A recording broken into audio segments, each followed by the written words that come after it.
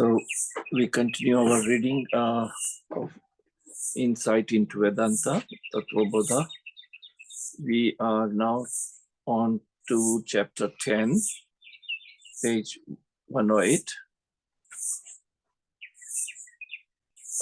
Before we proceed today, if there is anything that you like to ask or share, this is the time.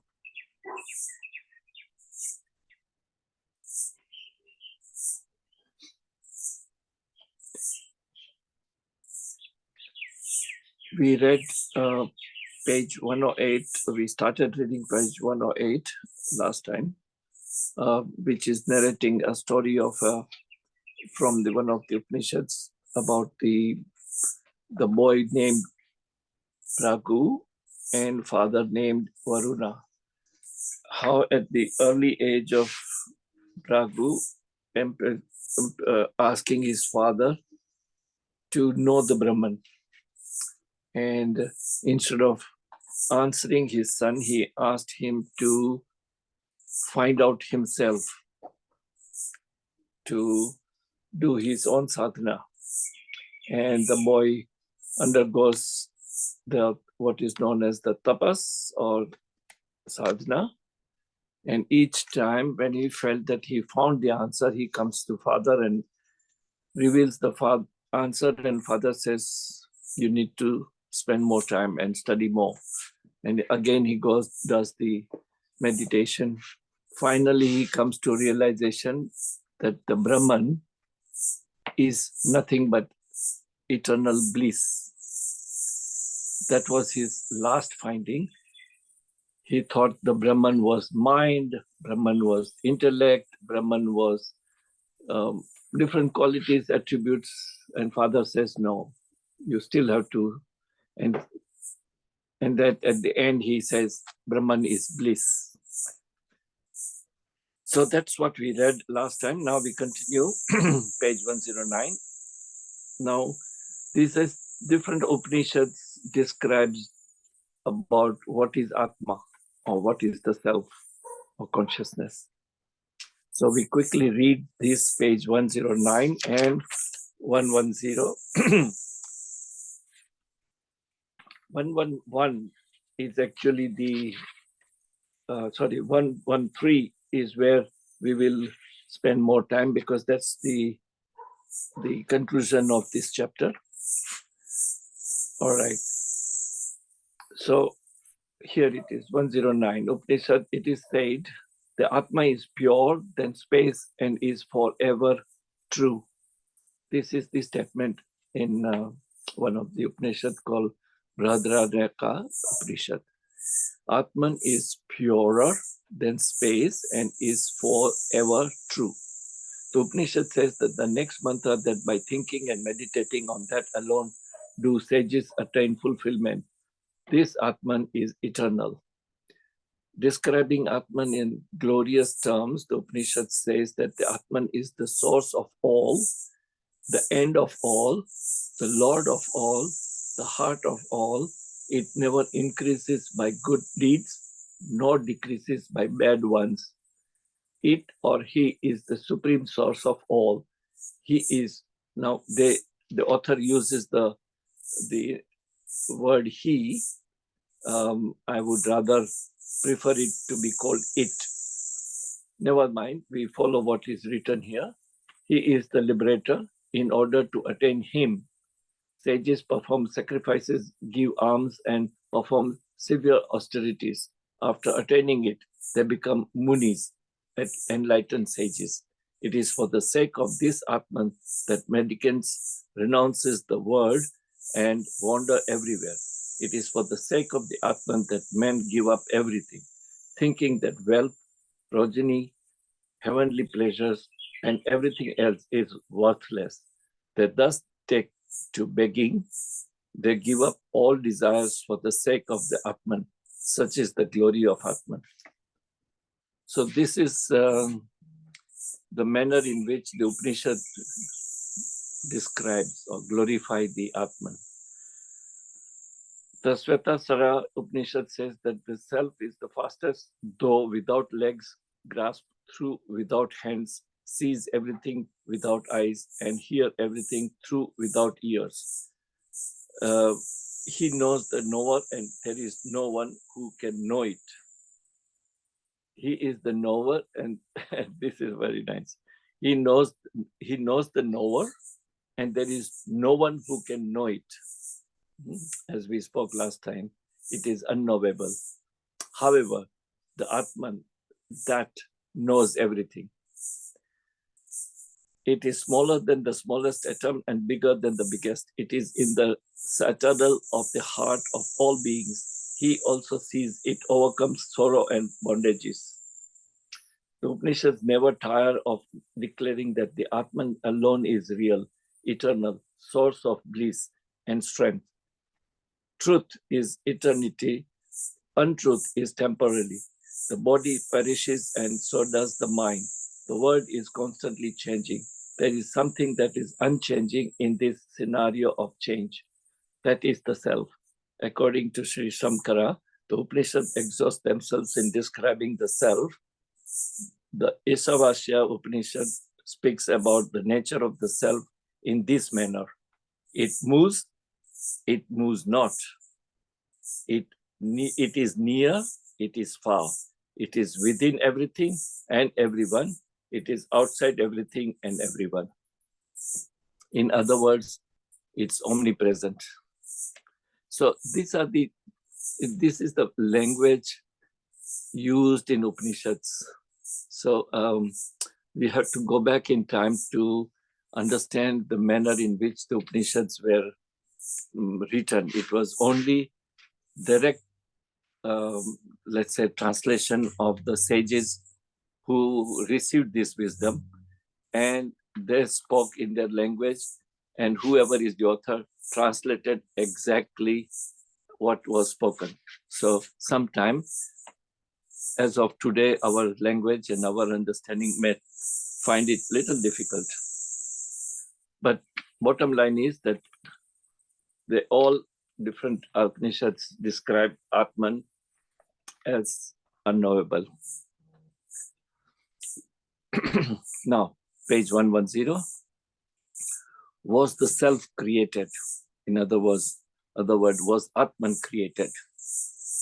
Our scriptures do not leave anything to chance. They take all aspects of everything into consideration and give satisfying answers based on experience. There could be a question that since everything is created, Brahman too could have been created.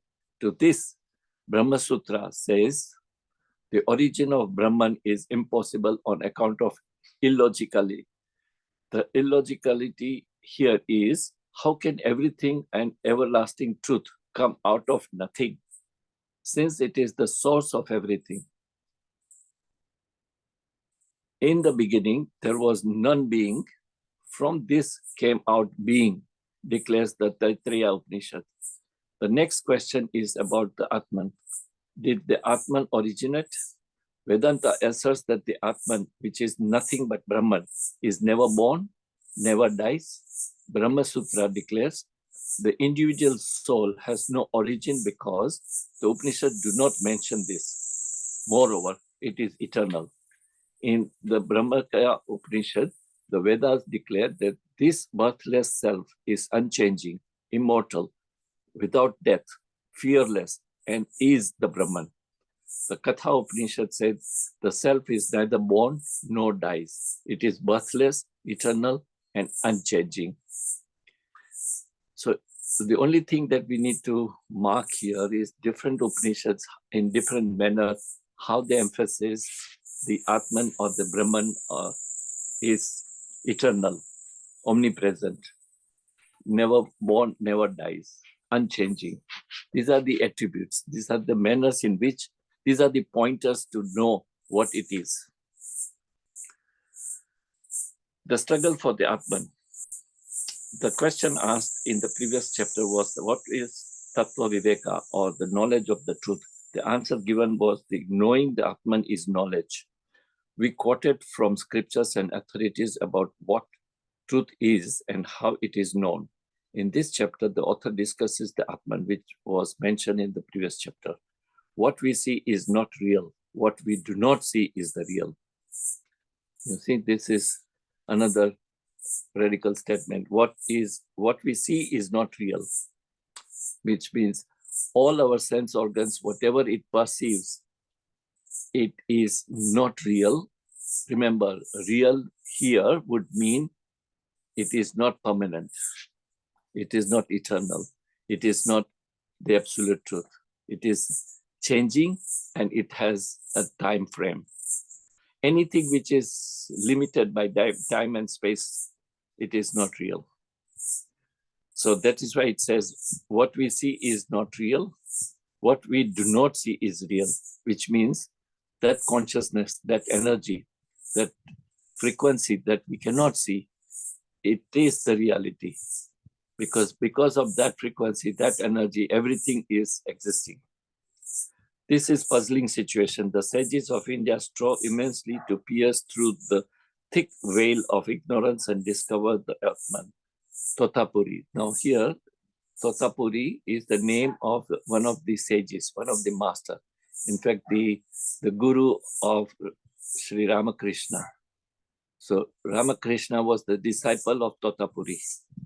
For example, Tattvabodha, for example, said that he had taken 40 long years to know the truth and expressed intense surprise when Sri Ramakrishna entered the Nirvikalpa Samadhi in just 3 days.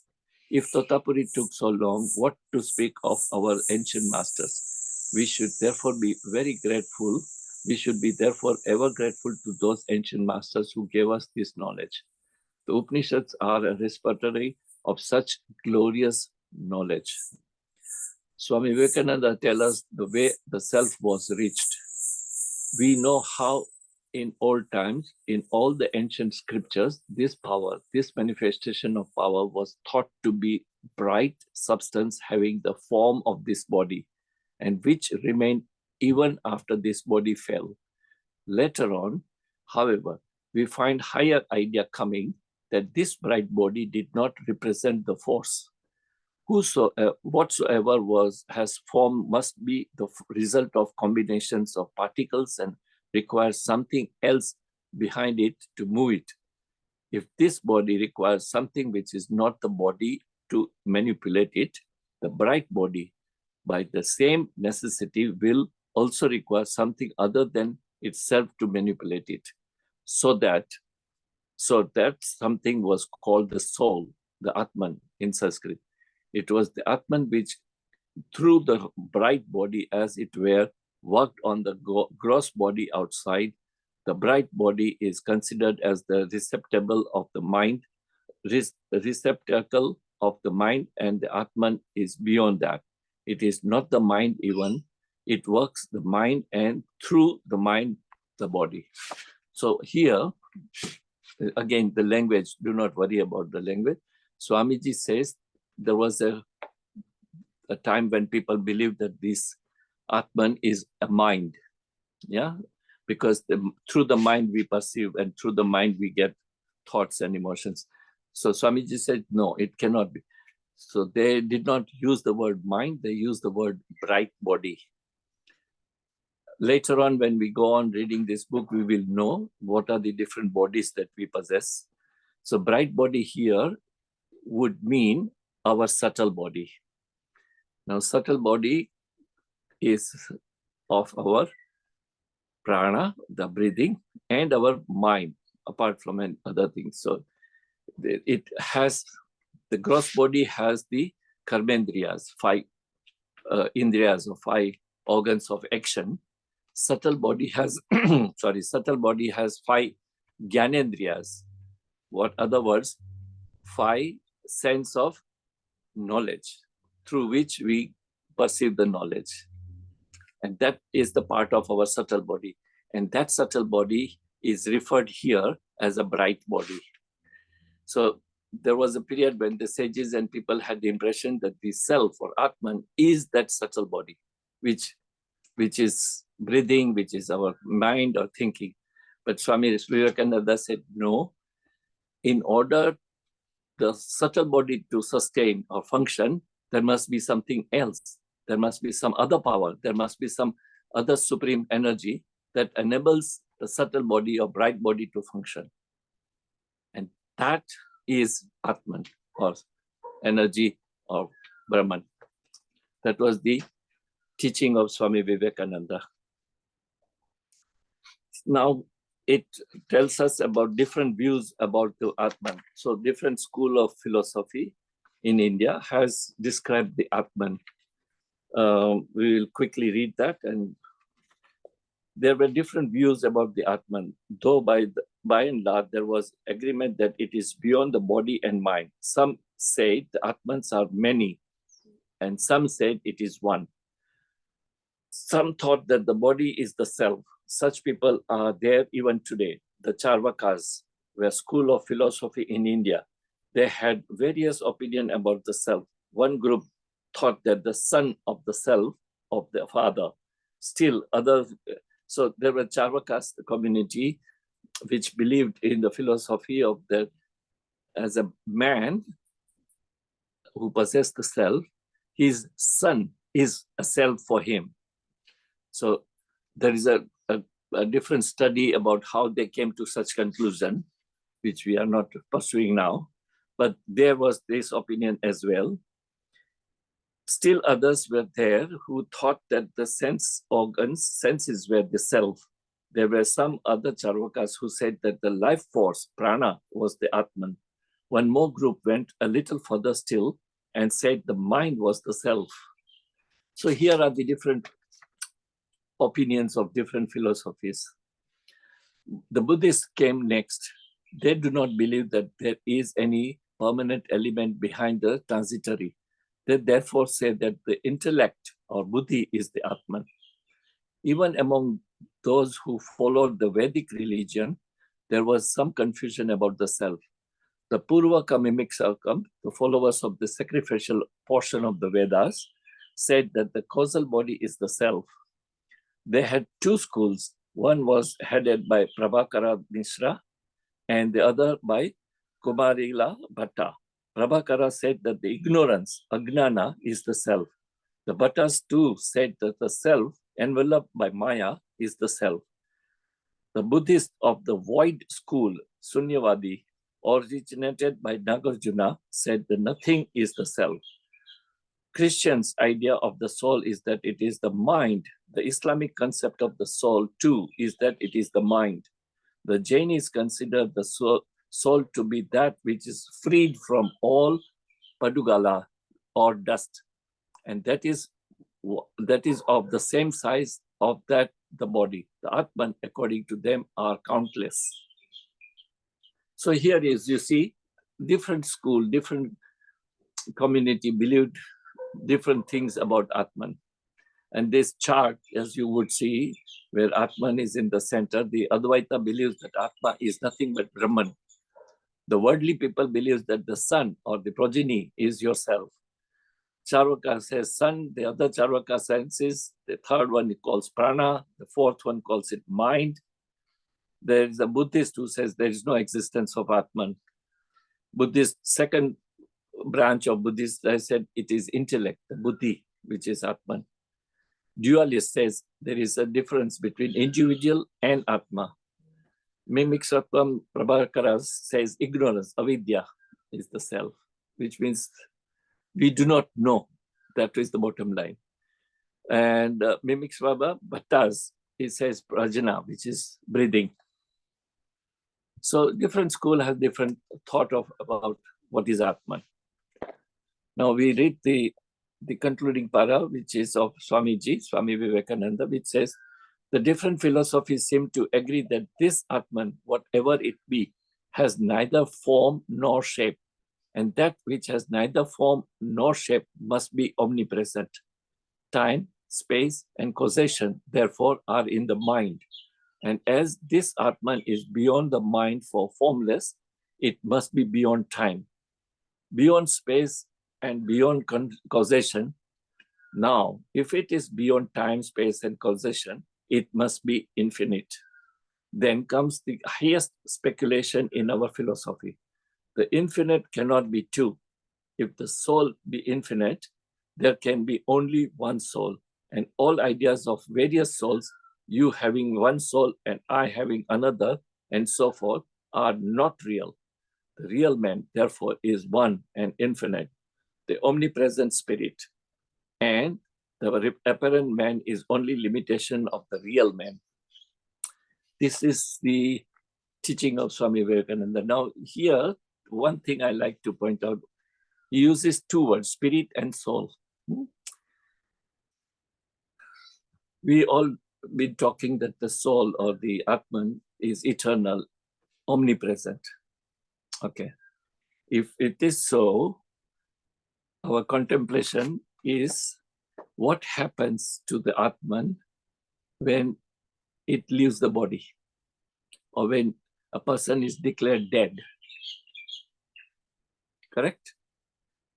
Our general understanding is that that energy, that consciousness, or the Atman, when it leaves the body, the person is declared dead. But according to Advaita Vedanta, or non-dual Vedantians, Atma is omnipresent. It's everywhere. So if it is everywhere, it should be very much in the dead body also. And so the Advaita Vedanta goes to that extent that yes, that is the spirit. That power is also in the dead body. But because that spirit is not associated with the faculty of our ego, our mind, or samskara, therefore it is back in the purest form. And in our literature, it is known as the difference between the pure Atma and Jivatma or Dehatma. So it is that part, it is this Jivatma or Dehatma that leaves the body, and therefore we are declared dead. However, the Atma per se remains. But Atma does not function, it's not the doer, it does not have any action at all. It is just a witness, it is just the being, it's just a being. So this is very profound. Many people may not be able to understand this, but according to Advaita Vedanta, the spirit, that consciousness, that frequency is existing everywhere. Within us, without us, all around us, whether we are living or not living, it is still there. That buddhi, the mind, and our sense organs or our samskara, that gets detached. And therefore it is declared that Jivatma or Dehatma is detached. Atma per se remains. And it is always pure. So, page 114.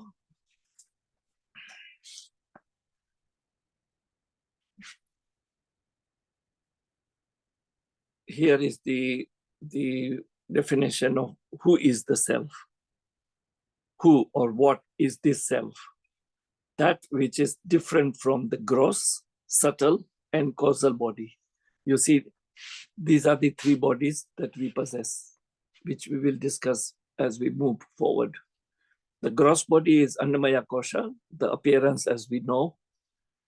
The subtle body is our breathing, mind, our samskara, our intent.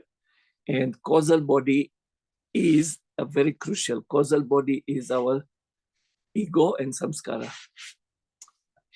Or in other words, it is our karmic account that brings us back here. That's a causal body.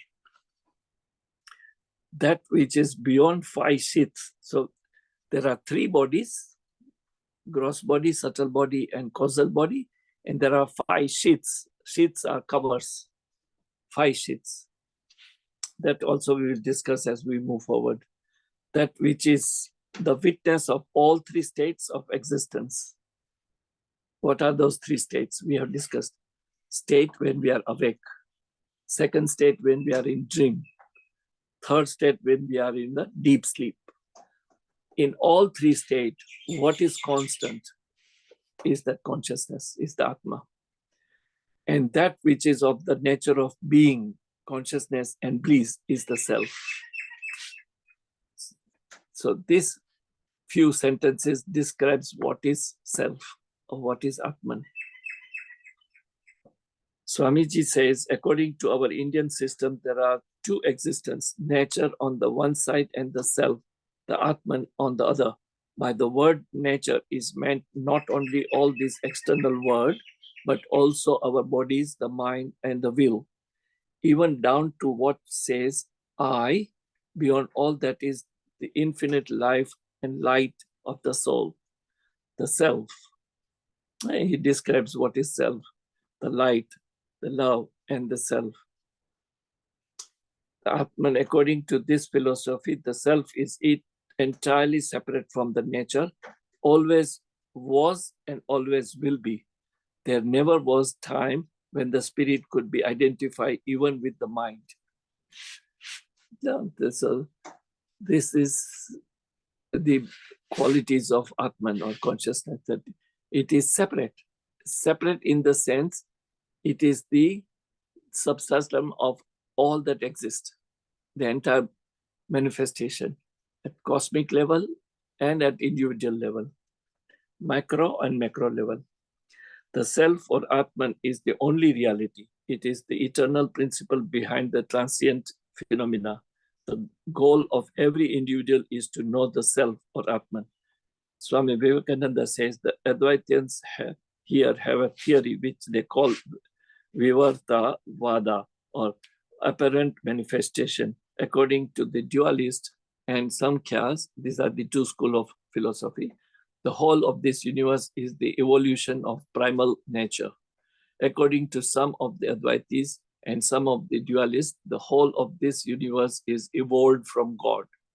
And according to Advaitis proper, the followers of Sankaracharya, the whole universe is the apparent evolution of God. See, this is so profound. It is, this is something we have to read again and again and try to understand by contemplating.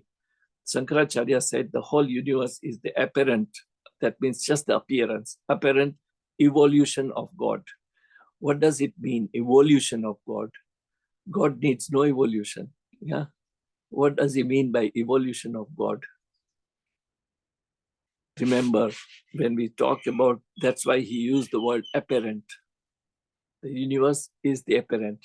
In this universe, everything exists, including our body, mind, and intellect. It is our body, mind, and intellect which we define something as God. And we feel that we part of, we are the God or we are the Brahman. And we always talk about spiritual evolution. The Atma does not need any evolution. Yeah, we all do our sadhanas for what? To know what is self, to know that we are the self. But the self does not need any sadhana. Self does not need any yoga or any pranayama or any meditation, because it is that power which enables us to perform yoga, asanas, pranayama, meditation. So remember, all the activities, physical, mental, emotional, is only to understand, to gain the knowledge. But the knowledge per se itself does not need to do anything.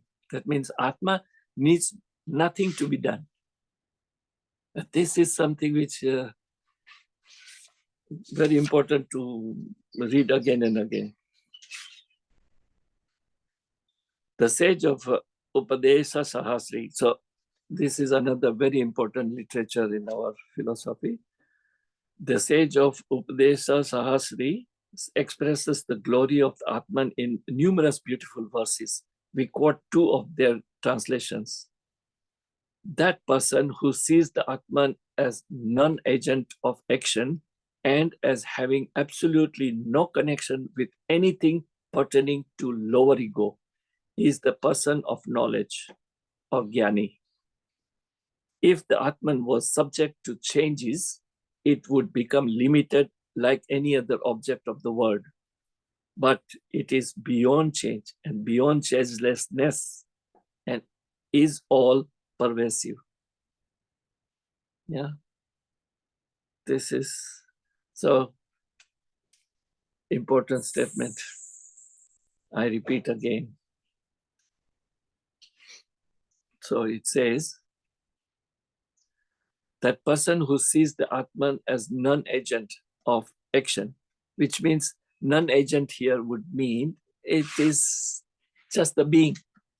It does not indulge in any activity, any action, any emotions, any feelings, anything that we can perceive. The self does not indulge. Yeah, the capital self or the consciousness. Non-agent of action as having absolutely no connection with anything pertaining to our lower ego. Lower ego is our individual ego. Yeah. What is individual ego? Is our samskara, what we carry forward from birth to birth. Lower ego, it is the person of knowledge. So when we know this, what we just read, then you are jnani. You are the knowledge, person of the knowledge. If the Atman was subject to changes, it would become limited like any other object of the world. But it is the beyond change and changelessness and is all pervasive. You remember or rather I often talk about this sentence, which is try to think of this, what is known as the isness of is. Yeah. What is the isness of is? The existence. This moment, here and now. And that is vital. That is your consciousness. Moment you take a break and you stay. And that's why the practice of meditation or dharana and dhyana, to remain silent, still, and in solitude, is to only go inward and feel that you are not the doer. You are not the thinker. You are a witness. You are only the observer. You are only being. And that's the self. That's the consciousness. So the concluding para says, Tattvabodha began its discussion with the salutation to the teacher. It then told us who fit aspirant is to know the truth. The book went on to explain the theme of the text, its connection with the philosophy, as well as the seeker's desire to know and the use of the knowledge. Tattvabodha then begins discussing the self and the gross body. So this chapter is first, before we talk about the different bodies that we possess and why we are not those bodies. The author first declares that primarily it is the self, it is the consciousness of Brahman, which is real and which exists. All other thing is only perceptions and only appearance. So he establishes this truth in this chapter. And now, next chapter, he talks about what different bodies that we possess. And by having those bodies, why we are not that. So, for example, gross body or Annamaya Kosha. If I am who I appear to be, is our general understanding. But the Tattvabodha says that's relative truth. That's not absolute truth.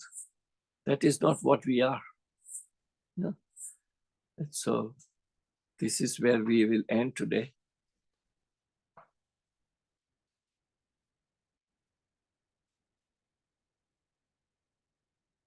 So in consent to this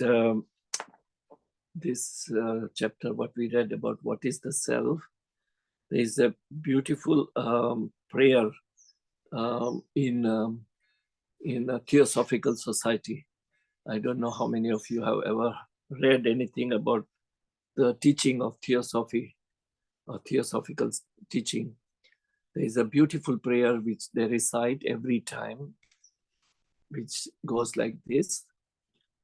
O hidden light, shining in every creature. O hidden life, vibrating in every atom. O hidden love, embracing all in oneness. May one who feels connected to the Thee know one is also connected to all.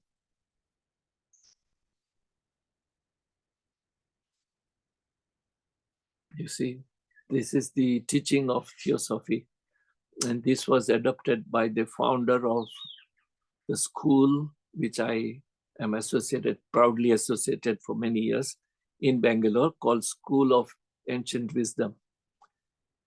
This, our RCG and I first time met in that school. And so the prayer of the school is the same as what is prayed in Theosophical Society. It's very interesting prayer. Oh, hidden light. Now realize why it is called hidden. Oh, hidden light. Light. And here we talk about light, which is the representation of the divinity. Oh, hidden light, shining in every creature. Every creature has that light, that energy.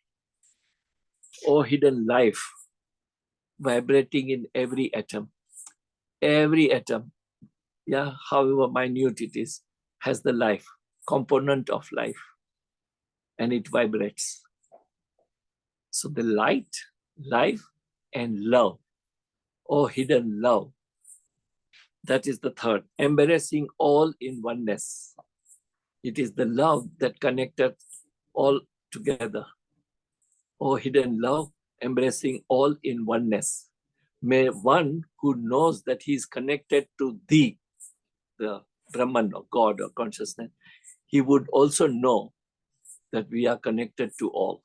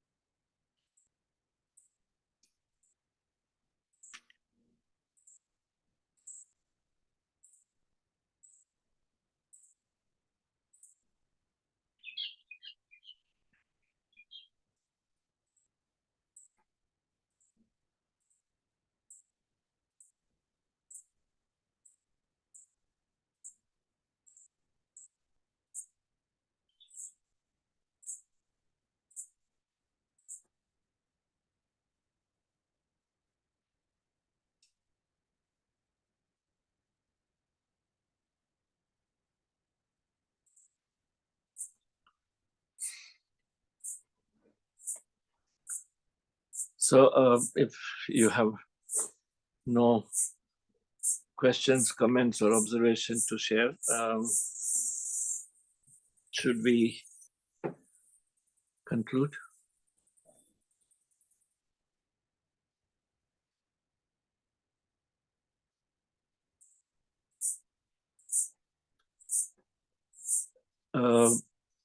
How many of you like to take some break before we start? I told earlier that we want to start in January from our preliminary sessions.